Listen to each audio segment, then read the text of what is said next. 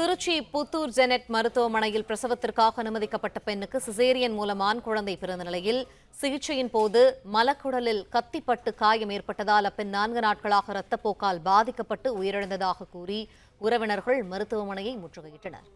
விரிவான தகவல்களை செய்தியாளர் கலைவேந்தன் வழங்க கேட்போம். கலைவேந்தன், தகவல்கள் என்ன?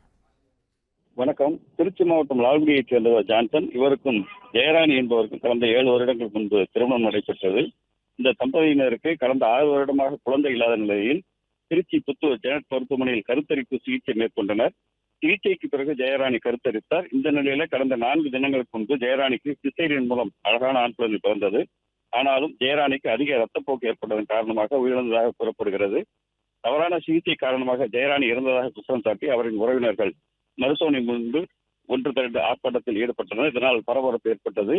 சம்பவத்துக்கு வந்த போலீசார் அவர்களை சமாதானப்படுத்தி உரிய நடவடிக்கை எடுக்கப்படும் என உறுதியளித்ததை தொடர்ந்து அனைவரும் கலங்கி சென்றனர்.